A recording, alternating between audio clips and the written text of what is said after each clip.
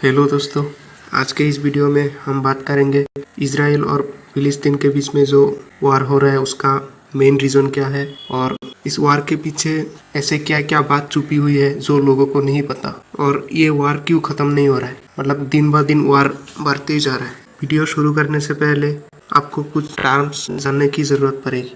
पहले आते हैं पीएलओ में। पीएलओ होता है पैलेस्टाइन लिबरेशन ऑर्गेनाइजेशन। एक पॉलिटिकल पार्टी है। उसको पहले अहमद शुकेरी ने 1964 में फाउंड किया था और उसका चेयरमैन है मोहम्मद अब्बास। ये पीएलओ ऑर्गेनाइजेशन वेस्ट बैंक को कंट्रोल करते हैं। यहाँ देखिए, आज के टाइम में जो फिलिस्तीन होता है वो फिलिस्तीन का दो पार्ट होता है। एक होता है वेस्ट बैंक और एक होता है गाजा स्ट्रिप, और बाकी जो लाइट कलर दिख रहा है वो इजराइल का हिस्सा है। हमास एक फिलिस्तीनियन पॉलिटिकल और मिलिट्री ऑर्गेनाइजेशन है जो गाजा स्ट्रिप को कंट्रोल करते हैं। उसका लीडर है इस्माइल हनिया। उसको फाउंड किया गया था 1987 में। यहाँ देखिए, यहाँ गाजा स्ट्रिप को कंट्रोल करते हैं हमास ग्रुप ने। बहुत सारे देश हमास ग्रुप को एक टेररिस्ट ग्रुप मानते हैं और पीएलओ ग्रुप जो होता है वो वेस्ट बैंक को कंट्रोल करते हैं। पीएलओ ग्रुप को एक अच्छा ग्रुप माना जाता है जो इजराइल के साथ शांति से रहना चाहते हैं। पीएलओ इजराइल वो आपस में बातचीत करके शांति से रहना चाहते हैं, लेकिन गाजा हमास का मेन कैंपस है। हमास ग्रुप के जो लोग हैं वो लोग कट्टरवाद होता है, इसलिए वो लोग इजराइल के साथ समझौता करना नहीं चाहते और इजराइल के साथ झगड़े में लगे रहते हैं। इजराइल के भी कुछ कट्टरवाद लोग हैं जो शांति नहीं चाहते। वो चाहते हैं पूरा फिलिस्तीन जो है वो इजराइल में बदल जाए। यहाँ पे मेन बात ये आता है, आखिर गाजा और इजराइल के कट्टरवाद लोगों के बीच में झगड़ा क्यों होते रहते? उसका मेन रीजन क्या है? उसके पीछे मेन दो रीजन है। पहला रीजन ये है कि फिलिस्तीनियन लोग अपना देश वापस चाहते हैं और जूइश लोग जो इजराइल में रहते हैं वो लोग अपना एक इंडिपेंडेंट स्टेट बनाना चाहते हैं। दूसरा रीजन ये है जेरूसलम, जो एक पवित्र जगह माना जाता है ज्यूस लोगों के लिए भी और फिलिस्तीनियन मुस्लिम लोगों के लिए भी, और क्रिश्चियन लोग भी इसको अपना पवित्र स्थान मानते हैं। आइए डिटेल में जानते हैं। पहले हम फिलिस्तीन का हिस्ट्री जान लेते हैं। 1516 टू 1917 तक फिलिस्तीन में ओटोमन एम्पायर का राज चलता था। उसके बाद 1917 में फिलिस्तीन का राज अंग्रेजों के हाथ चला गया। हिब्रू बाइबल के मुताबिक जेरूसलम में ज्यूस लोगों का फर्स्ट टेम्पल बनवाया गया था किंग सोलोमन के द्वारा और उसको फिनिश किया गया था 950 बीसी में, जिसको आज टेम्पल माउंट कहा जाता है। और यहाँ में टेम्पल माउंट इसीलिए बनवाया गया था, वहाँ में अब्राहम ने उसके पुत्र का बलिदान दिया था और गॉड से बात किया था जुदाइज्म के हिसाब से। इसीलिए ज्यूस लोगों के लिए ये टेम्पल और जगह बहुत इम्पोर्टेंट है। वही दूसरी तरफ ज्यूस लोगों के लिए जो अब्राहम है वो इस्लाम लोगों के लिए इब्राहिम अलैहिस्सलाम है,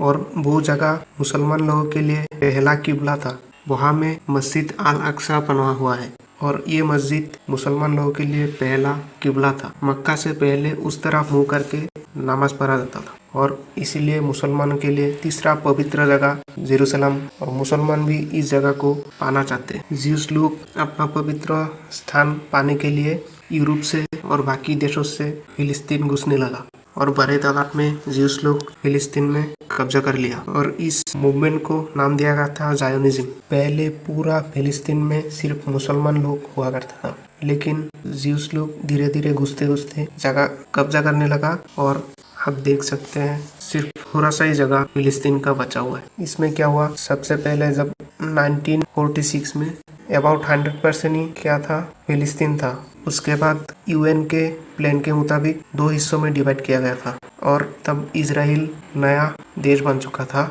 और इजराइल में ज्यूस लोगों को जगह दिया गया था। 55% दिया गया था इजराइल में और 45% दिया गया था फिलिस्तीन में यूएन के मुताबिक। ये बात फिलिस्तीनियन लोगों को अच्छा नहीं लगा, इसीलिए वो लोग वार में लग गए, इजराइल के साथ युद्ध करने लग गए और युद्ध करते करते अब तक सिर्फ 12% ही फिलिस्तीन बचा हुआ है, बाकी इजराइल के हाथ में है। यहाँ एक और बात रह गया, ज्यूस लोग यहूदी लोग जर्मनी छोड़ के यहाँ में इसीलिए आया था क्योंकि यहाँ में उन लोगों का पहला मंदिर है, टेम्पल माउंट है। दूसरी रीजन यह था, यूरोप में जर्मनी में हिटलर के आतंकी से यहूदी लोगों को बहुत परेशानियां हो रहा था और इसीलिए यूरोप छोड़ के फिलिस्तीन में घुस गया और बाद में वो लोग अपना एक देश बनाना चाहते। आप आते हैं हिस्ट्री में वापस। ये मिडिल ईस्ट का मैप है 1917 का। 1917 में जब फिलिस्तीन का कंट्रोल ब्रिटिश के हाथ में आया, तब ब्रिटिश लोगों ने ज्यूइश लोगों के सपोर्ट में आ गया था और तब बेलफोर डिक्लेरेशन पास किया था। इसके अनुसार ब्रिटिश लोगों ने सपोर्ट किया था कि ज्यूइश लोग अपना फिलिस्तीन को अपना नेशनल होम बना सके, और इसी वजह से बहुत सारे ग्रुप में ज्यूइश लोग बाहर के देशों से फिलिस्तीन में घुसने लगा, जबकि 1903 में सिर्फ 6% ज्यूइश लीग था फिलिस्तीन में, और वो बढ़ के 31% हो गया था 1945 में। 29 नवंबर 47 में ब्रिटिश अपना कंट्रोल छोड़ दिया था फिलिस्तीन में और एक यूएन रिजोल्यूशन लाया था, जिसके अनुसार फिलिस्तीन को 2 पार्ट में बांट दिया गया था। एक पार्ट का नाम दिया था फिलिस्तीन, जिसमें 43% बचा था और इसमें फिलिस्तीनियन मुसलमान लोग रहते थे, और दूसरे पार्ट का नाम दिया था इजराइल, और उसमें 56.5% जगह ले लिया था और उसमें ज्यूस लोग रहने लगा और उसको ज्यूस स्टेट बना दिया गया। और 15 मई 1948 में ब्रिटिश अपना कंट्रोल बिल्कुल छोड़ दिया था और इजराइल एक इंडिपेंडेंट ज्यूस स्टेट बन गया था। यहाँ में देख सकते हैं, ये जो लाइट कलर का है जगह वो इजराइल है, और जो थोड़ा डार्क कलर का है वो फिलिस्तीन। फिलिस्तीन को ऐसे बांटा गया, यहाँ में थोड़ा और यहाँ में थोड़ा और यहाँ में थोड़ा दिया गया, बीच में से रास्ता रख दिया वो इजराइल। ये यूएन का काम था। यूएन ने ऐसा इसलिए किया वो क्योंकि यूएन ब्रिटिश के अंदर ही है, और यूएन का हमेशा ऐसा नजर रहता है कहाँ पे झगड़ा लगा जाए, इसलिए यहाँ divide and rule policy apply किया। गाजा को इस तरफ थोड़ा रख दिया ताकि इजराइल और गाजा के बीच में वार होते रहे और वो लोग हथियार बेच के अमीर होते जाए। जैसे पहले ही बताया, फिलिस्तीनियन लोगों को ये बात पसंद नहीं आया और इजराइल के साथ युद्ध करने लगा। ऐसे बहुत सारे युद्ध हुआ था। पहला युद्ध हुआ था 1949 में, उसको फर्स्ट अरब इजरायली वॉर कहा जाता है। सेकेंड युद्ध हुआ था 1957 में। थर्ड युद्ध हुआ था 1967 में, जो कि 6 डे वॉर था, और ऐसे वॉर में इजराइल जीतते गया और थोड़ा थोड़ा फिलिस्तीनियन जगह को कब्जा करने लगा। 1973, 1982 में भी ऐसा वार देखने को मिला था। 1949 के वार के बाद मैप ऐसा बन गया था। गाजा स्ट्रिप का निचला हिस्सा कब्जा कर लिया था और यहाँ वेस्ट बैंक का ऊपर का हिस्सा कब्जा कर लिया था इजराइल ने। ये 1967 का वार के बीच में ऐसा बने। 6 डे वार के बाद मैप ऐसा बन गया था। 1973 वार। 6 डे वार के बाद इजराइल ने इजिप्ट का सिंगाई को भी अपने कब्जे में ले लिया था, और 1978 में कैंप डेविड के मुताबिक इजराइल ने इजिप्ट के सिंगाई पार्ट को वापस कर दिया था और एक शर्त रखा था कि इजिप्ट कभी इजराइल पर अटैक नहीं करेगा।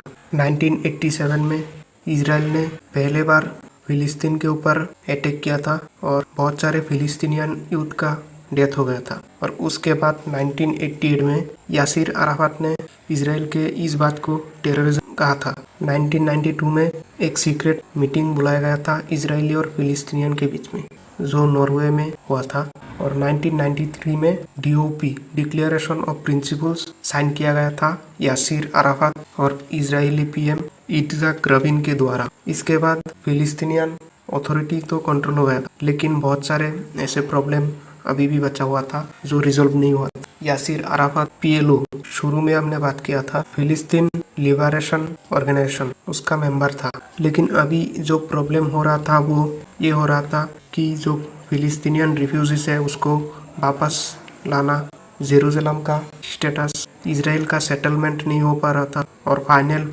फिलिस्तीन इजराइल का बॉर्डर कहाँ से दिया जाएगा, ये सब प्रॉब्लम अभी भी बचा हुआ था। इसीलिए 1994 में अराफात गाजा स्ट्रिप में वापस लौटा और वेस्ट बैंक में जो हेड फिलिस्तीनियन अथॉरिटी है उसमें गया। यासिर अराफात 1969 टू 2004 तक फिलिस्तीन लिबरेशन ऑर्गेनाइजेशन यानी कि पीएलओ का चेयरमैन था, और उसके बाद सबसे पहला प्रेसिडेंट बना फिलिस्तीन का, और 1994 से 2004 तक बना रहा। ये सब कुछ हो रहा था वेस्ट बैंक में, लेकिन गाजा स्ट्रिप में हमास ग्रुप इलेक्शन जीत जाते हैं उस तरफ 2002 में, और गाजा स्ट्रिप को हमास ग्रुप चलाने लगते हैं, उस तरफ वेस्ट बैंक को पीएलओ के प्रेसिडेंट चलाने लगते हैं। और हमास ग्रुप इलेक्शन जीतने के बाद से ही इसराइल और हमास के बीच में वार शुरू हो गए। हमास पहले इसराइल पर मिसाइल छोड़ते हैं और उसके बाद इसराइल बम बारूद छोड़ते हैं। दूसरा रीजन में जेरूसलम का केस आता है, जो कि मुसलमान लोग अपना पवित्र स्थल मानते हैं और उसको पाना चाहते हैं, और दूसरी तरफ ज्यूस लोग भी अपना पवित्र स्थान मानता है और उसको पाना चाहते हैं। यही मेन दो रीजन है हमास और इसराइल के बीच में वार का। उसके साथ एक और सवाल खड़ा होता है, जो कि ये है कि अगर इसराइल और फिलिस्तीन के बीच में वार इतने सालों से चल रहा है, तो फिर बाकी देशों ने उनको सॉल्व करने की कोशिश क्यों नहीं, और उन लोगों के बीच में आपस में बात होके सॉल्व क्यों नहीं हो। उसका भी हिस्ट्री है। हिस्ट्री में ऐसा 2 बार हुआ है कि इसराइल और फिलिस्तीन के बीच में पीस ट्रीटी साइन किया गया था 2 बार, मतलब दोनों मिलजुल के आपस में रहेंगे। उसके बाद उसके नतीजे में ये हुआ कि उसका हेड जो था उसको एसेसन कर दिया गया था, और ये उन लोगों के द्वारा किया गया था जो लोग कट्टरवाद है। एक तो हमास ग्रुप के लोग हैं, दूसरी तरफ इजरायली कट्टरवाद लोग जो दंगे फसाद में लगे रहते हैं। और बाकी देश इस चीजों में इन्वॉल्व इसलिए नहीं होते क्योंकि इसराइल एक तो इंडिपेंडेंट देश है। इसराइल का प्राइम मिनिस्टर ऑलरेडी बोल चुके हैं कि उसका कोई दूसरे देशों की जरूरत नहीं है, वो खुद अपना जंग लड़ेंगे। और दूसरी तरफ अगर कोई दूसरा देश इन्वॉल्व होता है तो जीडीपी में बहुत नुकसान आएगा और उसको भी बारी बार कम नुकसान उठाना पड़ेगा, और इसीलिए आसानी से वार में किसी भी देश इन्वॉल्व नहीं होना चाहता। तो फिर इस वीडियो में इतना ही। वीडियो थोड़ा इन्फॉर्मेटिव लगा तो लाइक